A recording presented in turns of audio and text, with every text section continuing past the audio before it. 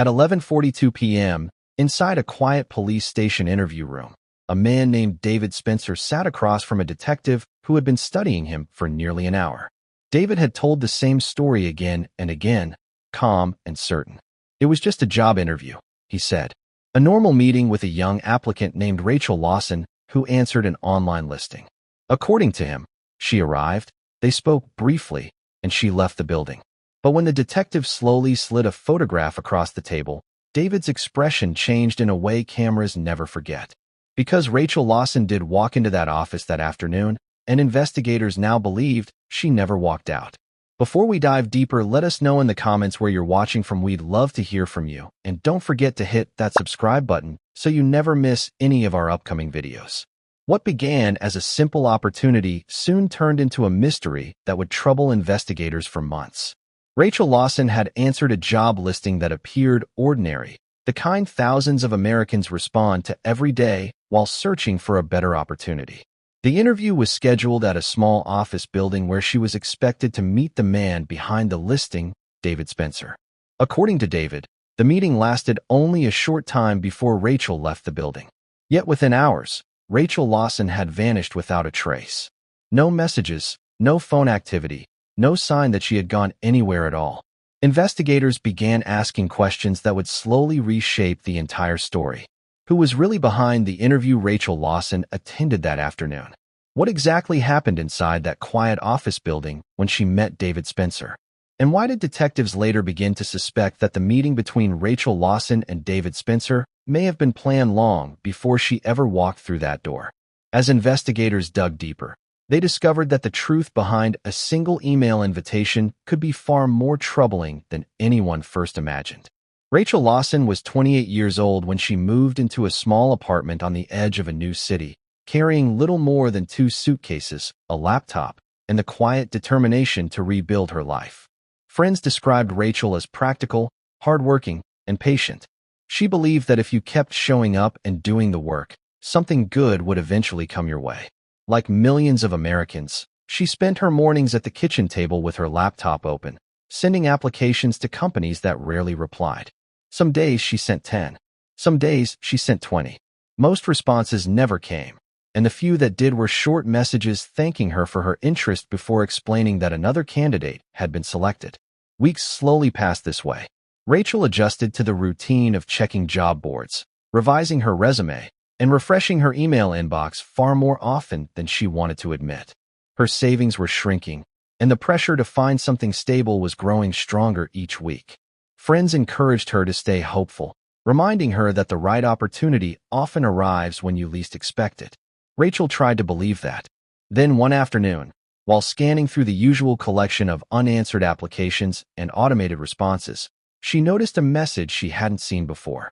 The subject line was simple and direct. Interview invitation. The email appeared professional. It thanked Rachel Lawson for applying and explained that the company would like to meet with her in person. The message came from a man named David Spencer, who introduced himself as someone responsible for hiring new staff for the organization. Attached to the email were details about the company, a link to its website, and the address of an office building where the interview would take place. Everything about the message looked normal. The website displayed polished photos and a description of the company's services. The address listed in the email matched a real office location. Even the email signature included a corporate logo and phone number. To Rachel Lawson, it looked exactly like the kind of opportunity she had been hoping for. David Spencer scheduled the meeting for later that week and asked Rachel to bring a printed resume and arrive prepared to discuss her previous work experience. Rachel replied quickly, thanking him for the opportunity and confirming the appointment. It was the first real interview invitation she had received in weeks, and she treated it the way any serious applicant would. She researched the company online, read through its website, and prepared answers to the typical questions employers often ask during interviews. By the evening before the meeting, Rachel Lawson felt cautiously optimistic that this might finally be the opportunity she had been waiting for. What Rachel could not have known at the time was that investigators would later discover something unusual about the company that contacted her. Although the website appeared professional and the office address was legitimate, the business itself barely existed. Records showed the company had only recently appeared online, with very little information connected to its history or operations. But at the time, none of those details raised alarm. To Rachel Lawson, the email from David Spencer simply looked like the beginning of a long-awaited opportunity. Looking back, investigators would later point out several details that stood out once the case began to unfold. The interview had been scheduled at an unusual hour late in the afternoon. The office address was located in a quiet industrial area where most businesses closed early in the evening. And according to the email, Rachel would be meeting only one person during the interview, the same man who had contacted her directly, David Spencer. On their own, each of those details seemed harmless. Together, they formed a pattern that would later draw serious attention from detectives trying to understand what really happened that day. But for Rachel Lawson, the situation felt far more simple. She had spent weeks searching for a job, waiting for someone to notice her application. Now, finally, someone had. And when you've been unemployed long enough, when the pressure of bills and uncertainty begins to grow heavier with each passing week, an opportunity can feel too important to question. So Rachel printed her resume, confirmed the time of the interview with David Spencer, and prepared herself for what she believed would be the first real step toward building a stable life in a new city. What she didn't know was that the interview waiting for her would soon become the center of a mystery that investigators would spend months trying to understand. On the morning of the interview, Rachel Lawson woke earlier than usual. She had laid out her clothes the night before, wanting everything to look professional and organized. After weeks of waiting for an opportunity like this, she didn't want to risk arriving unprepared. She dressed carefully, reviewed her resume one more time, and checked the email from David Spencer to confirm the time and address of the meeting. Before leaving her apartment, Rachel sent a short message to a friend. "Wish me luck." It was the kind of text people send every day before an interview, a simple expression of nervous optimism. Then she gathered her resume, grabbed her keys, and began the drive across the city to the office location listed in David Spencer's email. The building was located in a quiet industrial area, far from the busy downtown streets where Rachel had imagined most professional offices would be. When she pulled into the parking lot, the place looked unusually still. Several other businesses operated inside the building, but many of the offices appeared closed at that hour. Rachel parked her car, checked the address again on her phone, and confirmed that this was the correct location. She stepped out of the car and walked toward the entrance, passing rows of locked doors and darkened windows. It wasn't the lively office environment she had pictured, but it wasn't completely unusual either. Plenty of companies rented space in quiet business complexes like this one. Still, something about the silence of the building made her pause for a moment before she stepped inside. Inside the hallway, the fluorescent lights cast a dim glow across a row of office doors. Rachel followed the directions from the email until she reached the suite number where David Spencer had scheduled the interview. When she knocked, the door opened only seconds later. David Spencer stood on the other side, greeting her with a calm, polite introduction. He thanked Rachel Lawson for coming and invited her into the office to begin the interview. At first glance, everything seemed normal. The room contained a desk, 2 chairs, and a few shelves along the wall. David Spencer spoke confidently, explaining that the company was expanding and looking for new employees who could handle administrative work and scheduling responsibilities. Rachel sat across from him with her resume in hand, expecting the usual questions about her education and previous work experience. Instead, the conversation began to move in a direction she hadn't anticipated. David Spencer asked only a few questions about her qualifications before shifting toward topics that seemed unrelated to the position itself. He asked where Rachel Lawson lived, whether she lived alone, and how flexible her schedule might be outside normal working hours. At the time, the questions sounded unusual but not necessarily alarming. Some employers ask personal questions during interviews to understand an applicant's availability or work habits. Rachel answered politely, assuming the conversation would soon return to her skills and experience. Looking back later, investigators would say those questions stood out for a different reason. Detectives reviewing the case would later explain that the interview appeared less focused on hiring someone and more focused on gathering personal details about Rachel Lawson herself. At the time, however, Rachel had no reason to believe the meeting with David Spencer was anything other than an unconventional interview. The conversation continued for several minutes, and according to the timeline investigators later reconstructed, this meeting would become the final confirmed moment anyone had direct contact with Rachel Lawson. Security cameras inside the building captured Rachel Lawson walking through the hallway earlier that afternoon and entering the office where David Spencer was waiting. The footage showed her arriving exactly on time for the interview, but the cameras never recorded her leaving. Hours later, when investigators would eventually examine the surveillance footage, they found no image of Rachel Lawson exiting the building at all. Her phone signal, which had been active during the drive to the interview, stopped transmitting shortly after she entered the office suite. From that point forward, the digital trail that followed Rachel Lawson through her daily life simply ended. Official records showed that the business license connected to the company had been created only recently. Online registration data revealed that the company website had been built roughly 2 weeks before Rachel Lawson received the email inviting her to the interview. Investigators examined the office space where the meeting had taken place and discovered that the suite itself had been rented on a short-term basis. The arrangement allowed temporary access to the office, but did not require a long-term lease or permanent staff. Piece by piece, the details began to form a troubling picture. The professional website that Rachel Lawson had reviewed before the interview had almost no real business activity connected to it. The office location existed, but it functioned more like a temporary workspace than a permanent company headquarters. And the job listing that had originally brought Rachel Lawson into contact with David Spencer appeared to be connected to an organization that barely existed at all. As investigators continued analyzing these findings, one conclusion became difficult to ignore. The job interview that brought Rachel Lawson to that building had likely never been a real employment opportunity. Instead, detectives began to suspect that the meeting had been arranged under false pretenses from the beginning.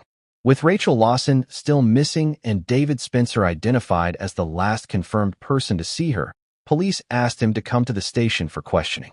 During the interview, David Spencer repeated the same explanation he had offered earlier. According to him, the meeting with Rachel Lawson had been brief and uneventful. He told investigators that she arrived on time. They spoke about the position, and after a short conversation, she left the office on her own. David Spencer insisted he had no idea where Rachel Lawson went after that. However, as detectives continued asking questions, they began to notice inconsistencies in his account of the timeline. Certain details shifted slightly each time he repeated the story. When investigators compared his statements with the available surveillance footage and digital records, several moments did not match the version of events he described. Even more concerning, data from David Spencer's phone indicated that his movements later that evening did not fully align with the explanation he provided to police. Each new detail added pressure to the investigation. Rachel Lawson had entered that office building to attend an interview with David Spencer. She was never seen leaving. The company that scheduled the meeting appeared to have been created only weeks earlier, and the story David Spencer offered to explain the situation was beginning to conflict with the evidence investigators were gathering. Detectives organized a search team and traveled to the area indicated by the GPS records. The location was isolated and largely undeveloped, the kind of place where someone could arrive and leave without attracting attention. For several hours, investigators carefully searched the surrounding land, examining patches of disturbed soil and scanning the area for anything that might connect back to Rachel Lawson. Eventually, the search began to produce results. Officers discovered items scattered across a small section of ground that appeared to have been recently disturbed. Among the objects recovered were personal belongings that investigators quickly identified as items Rachel Lawson had been carrying on the day she left for the interview. The discovery confirmed what detectives had begun to suspect since the moment they reviewed the surveillance footage from the office building. But the search did not end there. As investigators continued examining the area, they uncovered further evidence that made the situation even more serious. The items found at the scene suggested that Rachel Lawson had never simply walked away from the interview she attended with David Spencer. Instead, the evidence pointed toward a far more deliberate sequence of events. For detectives working the case, the conclusion was becoming impossible to ignore. The interview invitation that Rachel Lawson received days earlier had not been a random opportunity. The company that contacted her had been recently created. The office space had been rented temporarily, and the man who arranged the meeting, David Spencer, had provided explanations that no longer matched the evidence. By the time investigators finished documenting the discoveries made at the remote location, the direction of the case had changed completely. What once appeared to be a missing person investigation was now being treated as a criminal case centered on a carefully planned encounter. The meeting between Rachel Lawson and David Spencer had been arranged under the appearance of a professional opportunity. But the deeper investigators looked, the clearer the pattern became. The interview Rachel Lawson attended that afternoon had never been a normal job meeting. The email invitation, the rented office, and the carefully scheduled appointment were all pieces of a setup that brought her directly into contact with David Spencer. As one detective later explained when describing the case, the meeting was not a coincidence at all. It was a trap.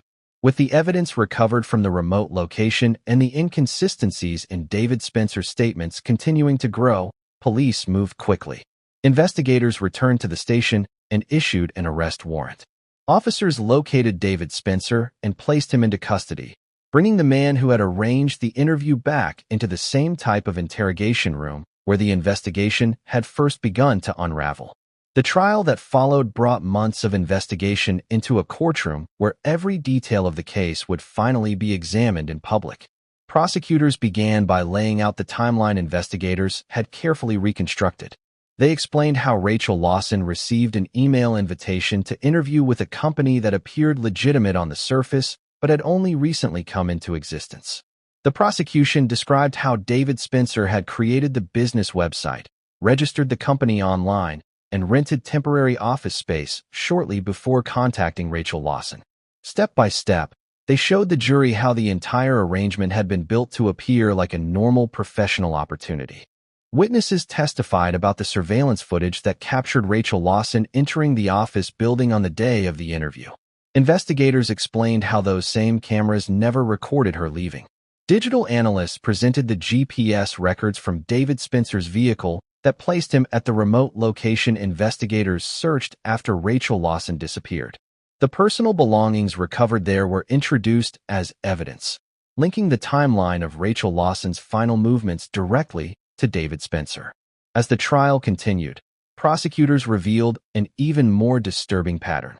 Evidence showed that the email Rachel Lawson received was not the first job listing David Spencer had posted online. Records from employment websites indicated that similar listings had appeared months earlier under different company names and addresses. Investigators explained that David Spencer had been creating these listings, responding to applicants, and arranging interviews with individuals who believed they were attending legitimate job opportunities. Rachel Lawson had been one of those applicants. Throughout the proceedings, the prosecution argued that what happened to Rachel Lawson was not the result of a spontaneous encounter or misunderstanding. Instead, they described a series of actions that appeared deliberate from the beginning. The company website, the rented office suite, the interview invitation, and the isolated meeting all formed a sequence that ultimately brought Rachel Lawson into direct contact with David Spencer under circumstances she believed were safe. When it came time for the jury to deliberate, the evidence presented over the course of the trial painted a clear picture of what investigators believed had happened. The defense attempted to challenge the interpretation of the evidence, questioning whether certain details proved intent beyond doubt. But the timeline reconstructed by detectives, combined with the digital records and the items recovered during the search, remained difficult to dispute. After careful deliberation, the jury returned to the courtroom with a verdict. David Spencer was found guilty, bringing the legal process that followed Rachel Lawson's disappearance to its final conclusion. For Rachel Lawson's family, the verdict confirmed what investigators had uncovered during the months of searching and questioning that followed the interview she attended that afternoon. What appeared at first to be a simple job opportunity had been something entirely different. The invitation Rachel Lawson received from David Spencer had been part of a plan designed to attract applicants who believed they were taking the next step in their careers. Instead, that invitation led Rachel Lawson into a meeting that investigators later described as carefully arranged from the beginning. The courtroom eventually grew quiet after the verdict was delivered, but the weight of the case did not disappear with the final decision. Rachel Lawson had entered an office building expecting to attend a professional interview arranged by David Spencer. What happened instead became a story that investigators, journalists, and those closest to Rachel Lawson would continue to reflect on long after the trial had ended. Justice had been delivered in a legal sense, yet the loss at the center of the case remained impossible to erase. Every year across the United States, thousands of people walk into buildings they have never visited before to meet employers they have only spoken to through emails or job listings. For most people, those meetings become the beginning of something positive. A new job, a fresh start, a step toward a better future. That was exactly what Rachel Lawson believed. She was walking toward the afternoon she arrived for the interview arranged by David Spencer. She carried a printed resume, a hopeful mindset, and the expectation that the meeting ahead might finally open the door she had been waiting for. Instead, the invitation that appeared in Rachel Lawson's inbox became the first step in a chain of events investigators would later spend months trying to piece together. The office, the company website, the interview itself, all of it looked ordinary enough that few people would have questioned it at the time. Even the warning signs investigators later identified were subtle when viewed in isolation. A recently created company, a temporary office space, an interview arranged by someone Rachel Lawson had never met before. None of those details alone seemed alarming. But when detectives examined everything together, the pattern became clearer. The meeting with David Spencer had not simply been a routine interview. It had been a carefully arranged encounter hidden behind the appearance of a normal opportunity. And the person who walked into that office believing she was taking the next step in her career never had the chance to leave. Stories like this leave behind more than just the outcome of a trial or the details of an investigation. They leave questions that linger long after the case is closed. For Rachel Lawson's family and the investigators who worked to uncover what happened, the case became a reminder that even the most ordinary moments can carry risks that are not immediately visible. And as the story of Rachel Lawson and David Spencer reached its conclusion, one question continued to surface whenever people looked back on the events that began with a simple email invitation. If you had received that same message, would you have recognized the warning signs? As the story of Rachel Lawson and David Spencer comes to an end, it leaves behind questions that people often continue debating long after the investigation is closed.